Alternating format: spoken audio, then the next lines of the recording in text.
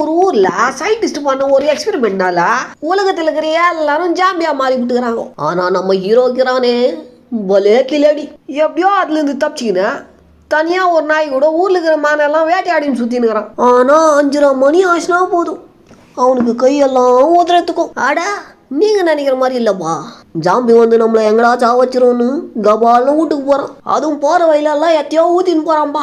எதுக்கா? ஜாம்பிங்க மாப்பம் பூச்சி வீட்டுக்கு வந்துட கூடாதுன்னு. வீட்டுக்கு போன உடனே கதுவெல்லாம் சாத்திட்டு நாயை கூட்டுன்னு பாத்ரூமுக்கு போறான். அதுல அந்த பணக்காரங்கெல்லாம் குளிப்பாங்க பாரு, அது என்னது பாத்து டப்பு, அது உள்ள நாயை கூட்டின்னு போய் கட்டி பூச்சின்னு தூங்குறான்பா.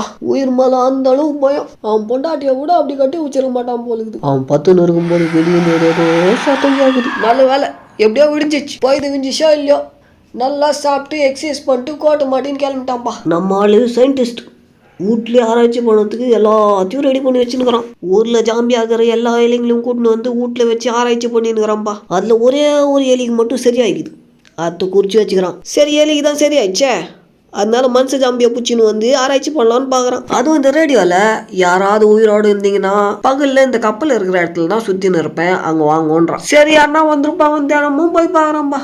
ஆனா யாரையும் காணும். ஏன் மட்டும் தனியா அந்த நாய் கூட போய் பால் ஆட்டு வரான்பா. அதுவும் எங்க நின்று ஆடினுக்கிறான் பாத்தியா, ஏரோப்ளைன் மாதிரி நின்று ஆடினுக்கிறான். அப்போ உடனே ஒரு சத்தம் கேக்குது. என்னடான்னு பார்த்தா ஒரு மான் ஓடினுக்குது. டக்கு நம்மளும் உள்ளே மானை எப்படின்னா பூச்சி கபா போட்டலான்னு சொல்லிட்டு துரத்தி ஓடுறானுங்க. அந்த மானு பார்த்தா ஏதோ வீட்டுல பூந்துச்சு.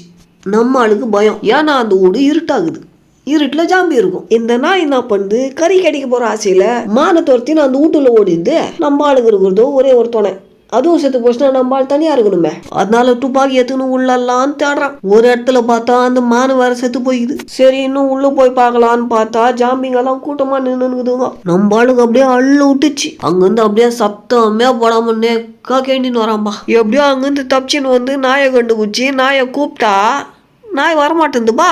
சரி நாய் எதையோ பார்த்து பயப்படுதே என்னதுன்னு சொல்லிட்டு திரும்பி பார்க்கறான் பாரு.